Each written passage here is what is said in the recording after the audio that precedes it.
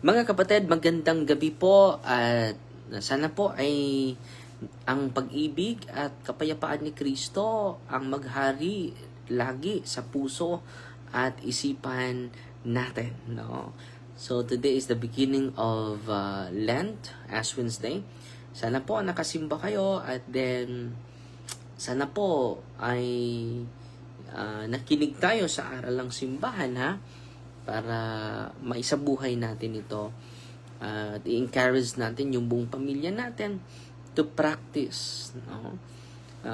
Fasting and abstinence. Okay? So ngayon mga kapatid, nandito na tayo sa series natin on 7 Habits of Highly Effective People. Nandito po, ito po, no? Ang ganda po ng aklat na ito. Marami po akong natutunan, pero mag-summarize lang tayo para ma-share natin sa inyo, no? So ang gandang libro po, Stephen Covey po ito. Stephen Covey. Maganda po itong aklat na ito, mga kapatid. So ngayon magsimula na tayo, no? Sa second habit, begin with the end in the mind, no? So ang highlight nito, mga kapatid, nandito na tayo sa let us define your destiny. Ito ang pinaka-importante, na ma-define natin yung destiny natin. Stephen Covey's funeral visualization is powerful because it forces us to think long-term, eternal, and value-centered life. No? So, itong funeral visualization niya makatulong sa atin. No, ano ba itong funeral visualization? Kung ako ang nasa kabaong, no? Not just day-to-day survival, it asks, when my life is finished, what story will it tell? Ano ba yung masasabi ng mga tao sa akin? Ano ba yung makukuha sa mga tao sa akin? Kung ako ay mamatay na, no? By the way, mga kapatid, itong puntong ito is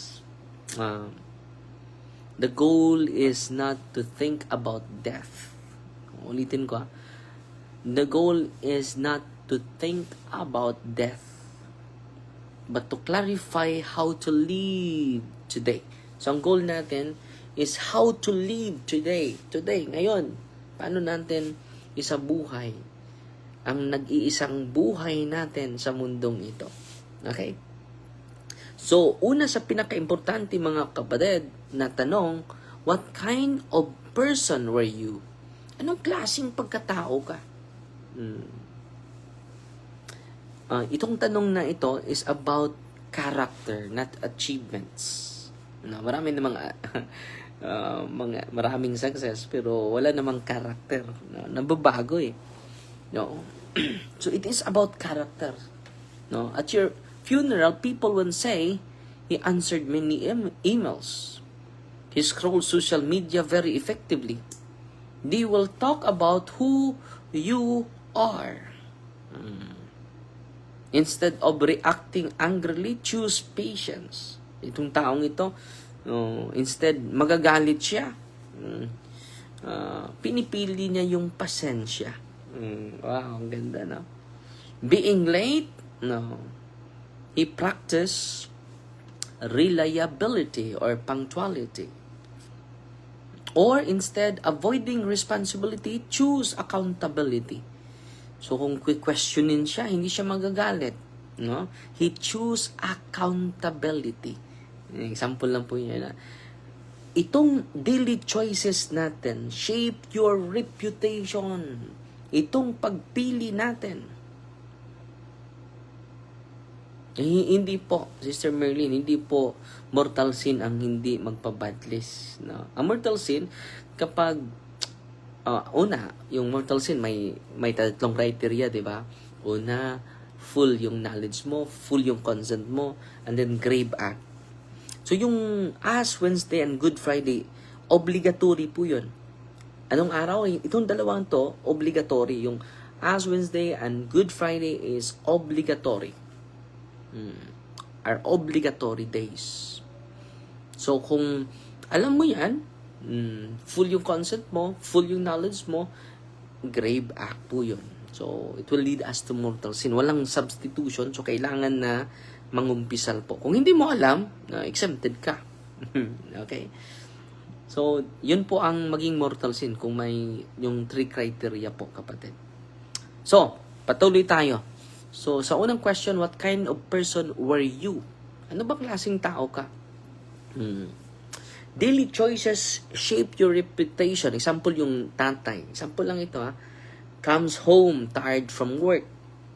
So, pwede namang he can ignore his children and scroll his phone. Pwede lang siya maglalaro dun sa ipaubayan niya yung anak niya sa yaya niya. Or spend 20 minutes. Pwede siya makapili. Listening and playing with his children. That small choice becomes part of the future sentence. Take note, that small choice becomes part of the future sentence. Kung mamatay ka na, anong sasabihin ng mga tao? He was present always. He made us feel loved.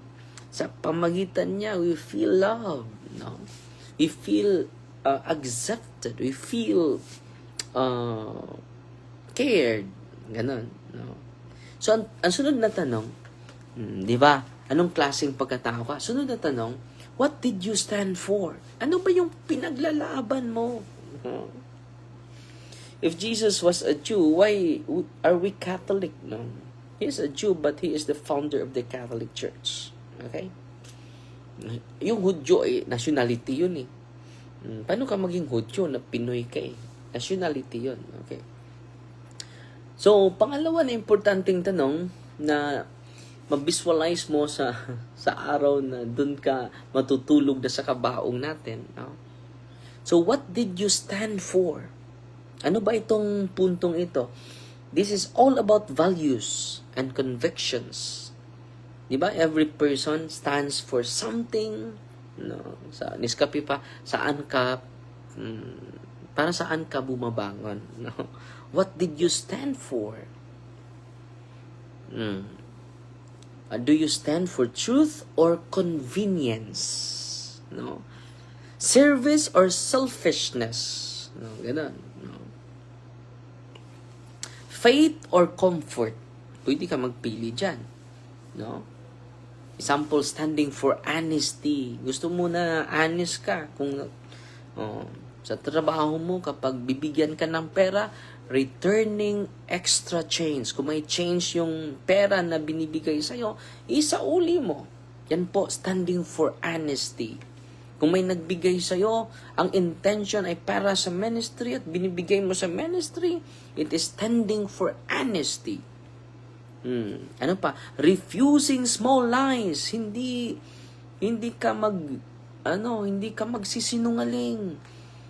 Kahit very tempting na yung pagsisinungaling, you're refusing small lies. No, it is standing for honesty. Speaking truth respectfully. So kahit ang sarap ng magalit, pero you still speak the truth with full respect to the person. Example, standing for faith. Making time for prayer even when busy. Kahit busy ka, mag-rosaryo ka pa rin. Kahit busy ka, mag-adoration ka pa rin. Okay? Giving moral guidance when silence would be easier. Kung kukonsultahin ka at maraming sasaway sa'yo kapag mag-stand ka sa moral standard, patuloy ka lang. No? Standing for faith. Choosing Sunday Mass over optional or outing. Party. No? Pinipili mo pa rin yung pagsimba mo. And then, future funeral sentence. Ano yung masasabi sa mga tao? That you stand for something. You stand for principles. She live by her values. Even when it was difficult. Itong taong ito, hindi talaga ito natitinag. What did you stand for? Ano ba yung maalala nila sa'yo na you stand for truth, you stand for against corruption, you stand against Vote buying. Ano yung maalala ng mga tao sa'yo? What did you stand for? Or you stand for corruption, no? You stand for family dynasty, ganun. Ano ba yung maalala? Kung mamatay ka ngayon, no? Pangatlo na importanteng tanong. Very essential po ito na tanong, mga kapatid. Pangatlo, ito po.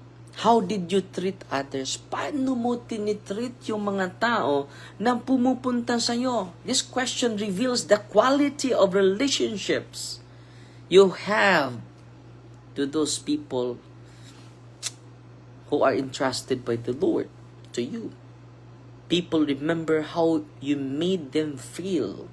Whether you listen, whether you gave, no? In family, saying sorry first. Sa pamilya, madali kang mag-ask ng sorry. Choosing kindness over winning arguments. Na mga anghang na mga salita. Mas pinili mo pa yung calmness, kindness, compassionate. Sa trabaho mo, you encourage co-workers. No? Not gossiping. Hindi mo ginagawa ng storya yung katrabaho mo. Giving credit to others.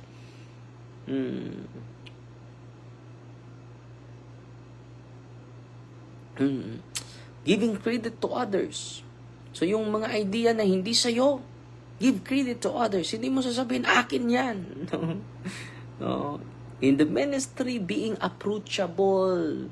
Hindi ka, dapat madali kang malapitan. Showing compassion to the struggling. Hindi ka condemn natin sa mga taong lumalapit sa'yo. So ito po, sa pangatlong tanong, how did you treat others? Funeral sentence. Kung mamatay na tayo, he made people feel seen, valued, and respected. Itong taong ito, no? Grabe ito kabait. No? Respetado siya sa lahat ng mga tao, ng mga words sa mga tao, binavalue niya. Because everyone is worth of respect. He made people feel seen, valued, and respected. Pang-apat na question, what legacy did you leave? Ano yung legacy na iniwan mo? Sa mga tao, sa ating mga followers, ano yung legacy iiwan ko sa inyo? Legacy is the impact that continues after you're gone. Ano yung legacy? Yung impact sa mga tao na nasa paligid mo. Na nagpatuloy kahit wala ka na. No? This is not wealth. This is not titles. But lives change. Maraming mga tao na nababago dahil sa buhay mo. Diba? Example sa pamilya, raising children with faith and values. Yung mga anak mo, no? Ginagaidan mo na tutubo sa kanilang pananampalataya at mabuhay sa mga virtues, values, gospel values, teaching forgiveness, and teaching generosity to your family circle. Sa community din, helping someone grow in confidence, yung mga taong laging nahihiya. Mentoring youth, yung mga bata, tuturuan natin sa wasto. Or serving the poor, sa mga tao, ano yung maitulong ko? Limitado lang, no, sa mga taong mahihirap. Sa spiritual life naman, leading people closer to God, receiving the sacraments, teaching them the catechism of the Catholic Church. And then, being a witness of hope. Hindi dapat tayong mula ng pag-asa. So, ano mangyari? Funeral sentence. Because of her, many of us are closer to God dahil sa'yo. No? Namulat ako sa katotohanan. Yan po. No? Define your destiny by visualizing your funeral. No? The goal is not about death, but the goal is how to live today. Panglima, turning vision into action. If my life ended today, ito yung tanong, would I be proud of how I live this day? Proud ba ako sa klaseng pamumuhay ko ngayon? Did I move one step toward the person I want to become? Na-realize ko ba yung gusto ko na pagkatao while nabubuhay ako? Ito small daily actions plus lifelong direction plus lasting legacy. Yan ang your words, Father, naka-change yun na ako. Sister Amor, Tabigi Kasiro. Salamat, sister. So, sana po na-inspire po kayo, no? Nandito na tayo sa second habits of how to be highly effective person, no? So, wag kayong mag-alala dahil from time to time magla-live tayo. This is also for my own consumption. While I'll share many things to you, I learn a lot of things, mga kapatid. So, sana po ay may natutunan kayo sa live natin ngayon. So, 10 to 15 minutes lang tayo magla-live, no? Mga kapatid. At prepare pa ako for homily. At mag-pray pa tayo sana naka-pray na kayo ng rosary, At mag-pray pa tayo ng night prayer. Okay? So, yun lang po, At sana po, tama ka, Father, mamatay ta na ay mga maayong handumanan sa atong pagkatao, no? So, yan po ay galing kay Stephen Covey, no? Dito po. Ang ganda ng aklat na ito. Marami akong natutunan. So Fighty Maria, tatak safety with a humble heart po. In the name of the Father, and of the Son, and of the Holy Spirit. Amen. Our Father, who art in heaven, hallowed be the name, the kingdom come. The will be done on earth as it is in heaven. Give us this day daily bread, and forgive us our trespasses, as we forgive those who trespass against us. And lead us not into temptation, but deliver us from evil. Amen. Hail Mary, full of grace, the Lord is with you. Blessed are you among women, and blessed is your fruit of the womb, Jesus. Holy Mary, Mother of God, pray for us sinners, now and the hour for death. Amen. In the name of the Father, the Son, the Holy Spirit. Amen. So, Fighty Maria, tatak safety with a humble heart po. God